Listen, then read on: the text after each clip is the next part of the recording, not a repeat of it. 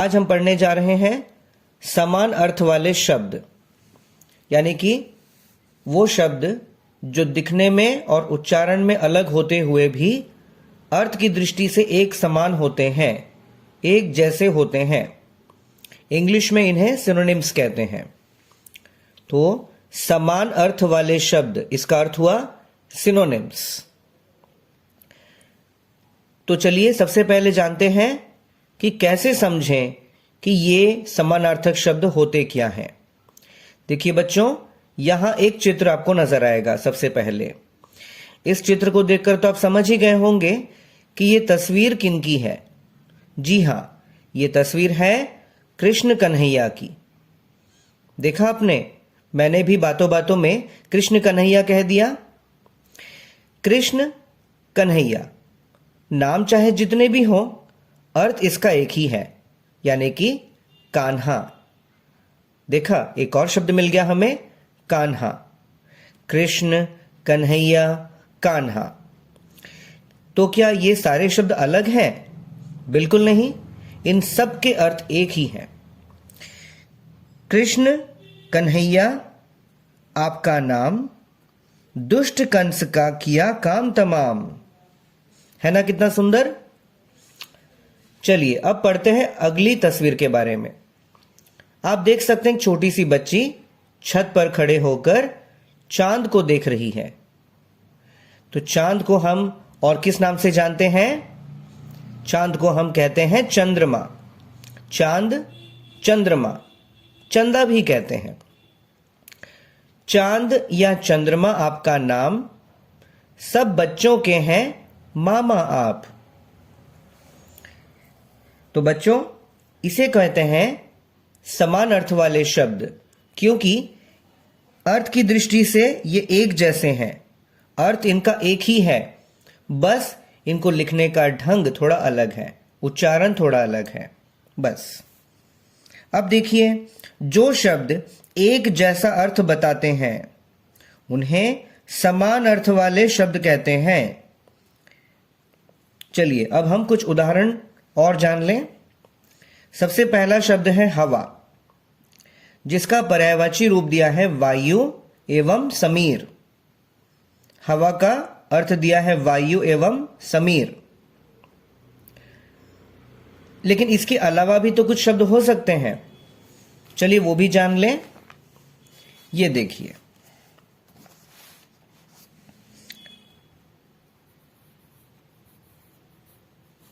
हवा, हवा का होगा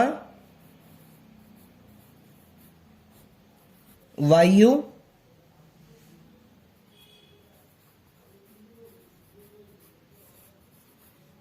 समीर, और एक है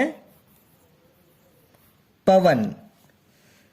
देखा आपने, हवा का समानार्थक शब्द है वायु, समीर, पवन। इसके बाद क्या शब्द है बच्चों? अगला शब्द क्या है? चलिए उसे भी देखते हैं। अगला शब्द है पानी। पानी का अर्थ दिया है जल और वारी। जल और वारी, लेकिन इसके अलावा भी इसका एक अर्थ होता है। तो पानी को हम जल कहते हैं, वारी कहते हैं, मगर और भी तो कुछ कह सकते हैं। देखिए,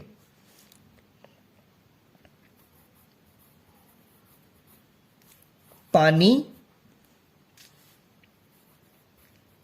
किताब में दिया है जल एवं वारी। इसके अलावा अन्य शब्द हो गए जैसे कि नीर, नौ में दीर्घ ई र, नीर। और एक और शब्द है आब। आब, ठीक है, आब मतलब भी होता है पानी।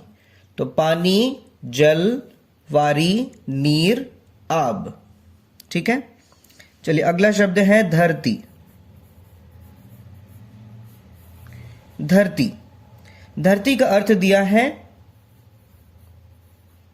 धरा एवं पृथ्वी। इसके अलावा भी इसके कई नाम हैं। धरती का अर्थ दिया धरा, पृथ्वी, और एक और शब्द है जैसे कि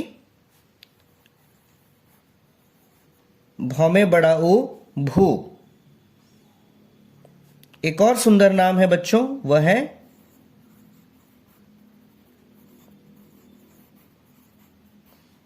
वसुंधरा। कितना सुंदर नाम है देखिए, वसुंधरा। धरती, धरा, पृथ्वी, भू, वसुंधरा। भूमि भी आप लिख सकते हैं, ठीक है, आप चाहें तो भूमि शब्द भी लिख सकते हैं, भूमि। चलिए अगला शब्द है फूल।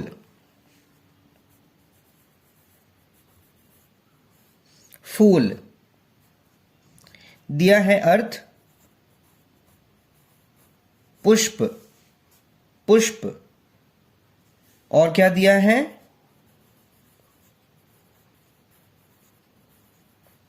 कुसुम। इसके अलावा भी इसका एक नाम है सुमन। फूल, पुष्प, कुसुम, सुमन। चलिए अगला शब्द है आकाश।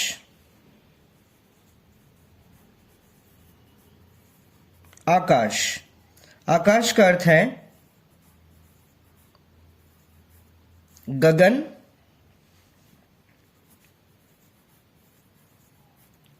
नभ, और है आसमान।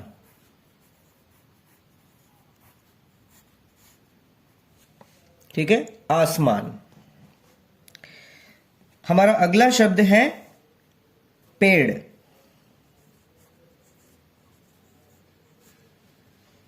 पेड़, पेड़ का अर्थ है तरु, ठीक है, तरु, वृक्ष, तरु, वृक्ष, और है पादप। आप पादप भी लिख सकते हैं, पेड़, तरु, वृक्ष, पादप। इसके बाद अगला शब्द है पक्षी। प श में बड़ी की मात्रा, पक्षी। पक्षी का क्या समानार्थक दिया है बच्चों? एक दिया है खग,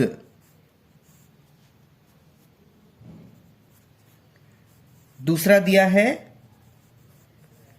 विहग। खग, विहग। चलिए और भी लिख लेते हैं। एक और होगा चिड़िया।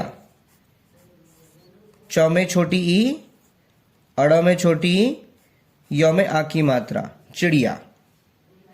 खग, विहग, चिड़िया। एक और भी है बच्चों, पंछी।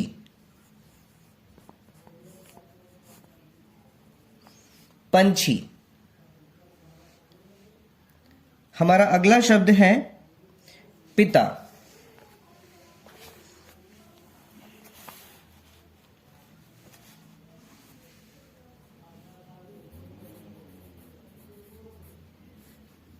पिता। पिता का अर्थ दिया है जनक। जनक, जिन्होंने हमें जन्म दिया, जनक। पिता यानी जनक। एक और दिया है तात, ठीक है, तात। हमारा अगला शब्द है मां। अगला शब्द है मां। अर्थ है माता, जननी। ठीक है, मां का माता, जननी। अच्छा, इसके बाद और भी कुछ शब्द हैं बच्चों, जैसे कि घर, भवन, सदन। घर का दिया है भवन और सदन, लेकिन इसके अलावा भी तो हो सकता है। चलिए इसके अलावा जो है उसे भी लिख लेते हैं। घर शब्द का अर्थ है भवन, सदन,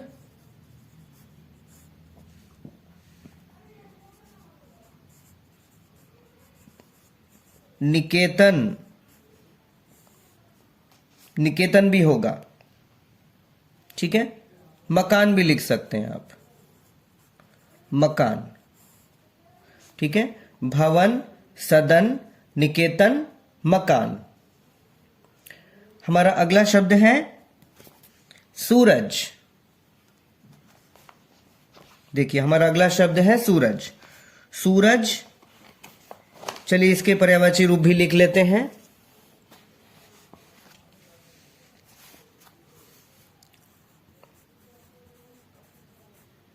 सूरज, इसका पर्यायवाची होगा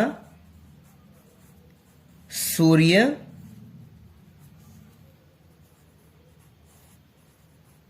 दिनकर, और होगा रवि। सूर्य, दिनकर, रवि। एक और है भास्कर।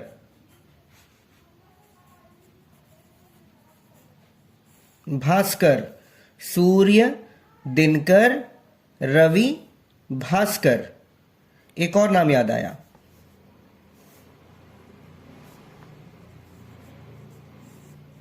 दिवाकर। दिवाकर। कितने सारे नाम हो गए। चलिए हमारा अगला शब्द है झंडा। झंडा, झंडा अर्थ दिया है ध्वज। आप ध्वजा भी लिख सकते हैं। ध्वजा, जो में आ की मात्रा आप लिखेंगे तो बन गया ध्वजा। ध्वज, ध्वजा।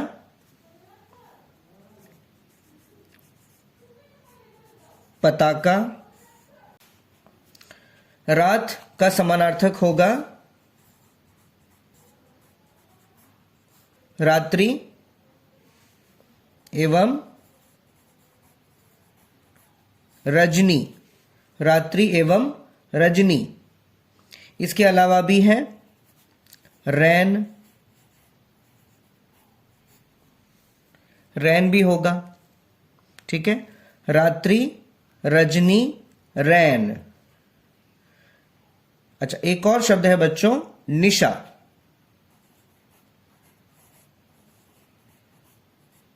निशा। रात्रि, रजनी, रैन, निशा। बच्चों हमने देखा कि रात, ये जो शब्द है इसके भी हमने ये समानार्थक लिख लिए, ठीक है। इन सभी को आप अच्छी तरह से याद करेंगे। रात्रि, रजनी, रैन, निशा। अब एक और बाकी है बच्चों, आज की सूची में एक शब्द और बाकी है, वह है बारिश। ब में आ की मात्रा, रौ में छोटी ई, तालव्य श। इसे आप जब भी पढ़ें तो तालव्य श उच्चारण करें ताकि आप ना भूलें कि तालव्य श क्या होता है, ठीक है। बारिश। बारिश का अर्थ है, समानार्थक है बरसात। बरसात और वर्षा। बरसात और वर्षा। देखिए वर्षा में ये रहा मूर्धन्य श, वर्षा। तालव्य श, मूर्धन्य श, और ये रहा बीच में, ये दंत्य स है। बरसात में जो स है वह दंत्य स है। तालव्य श, दंत्य स, मूर्धन्य श, ठीक है। तो बच्चों ये जो पूरी सूची आप देख रहे हैं शुरू से अंत तक, इस सूची को अच्छी तरह से आप लिखें, इसका उच्चारण करें। जरूरत पड़ने पर इस वीडियो को बार बार देखें और सीखें। धन्यवाद।